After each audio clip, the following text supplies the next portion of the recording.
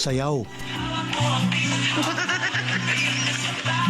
kanta, Morning beautiful, how was your night? luto, Kumukulo na, malapot na po yung kanyang sabaw, malapit na po siyang maluto mga idol. at kung ano-ano pa. Tigil sa hamon ng buhay, tuloy lang ang laban. Ilang suporta, don't forget to follow and share mga idol. Salamat and God bless. Ito ang mga klase ng content ng vloggers na si Ryan na kinaaliwan ng nasa 200,000 followers niya sa Facebook.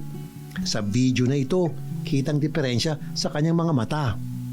Dahil ito sa literal na engkwentro na kanyang pinagdaanan noong May 2013 sa Alyakapan, Cagayan.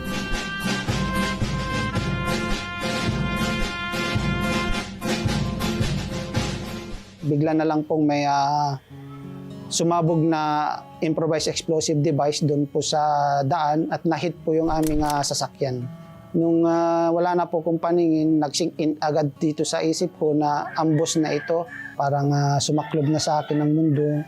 Yung bigat po, nandun na yung sakit at lungkot na kung paano na yung family ko, paano ko makakalong yung aking anak. Pamamat may pension, kulang ito sa pangangailangan ng pamilya ni PO1 Ryan, kaya sinabak na niya ang pagbablog.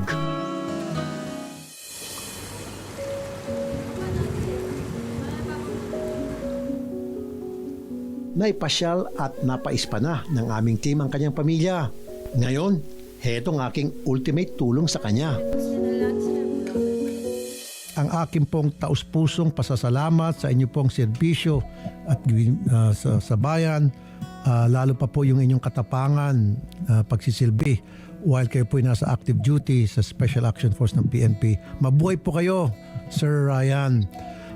Ang pinaka-epic na kulab ng kanyang karir. Isa pong pulis na bayani. Na-ambush po sila at siya po ay nabulag at yung mga kasama niya ay nasawi. So, bayani po talaga ito. Nakailang buwan lang ata siya sa serbisyo. 5 years po. Nakapag 5 years siya. Ito po, pagkukulab po itong gagawin ko, i-follow niyo po siya sa kanyang mga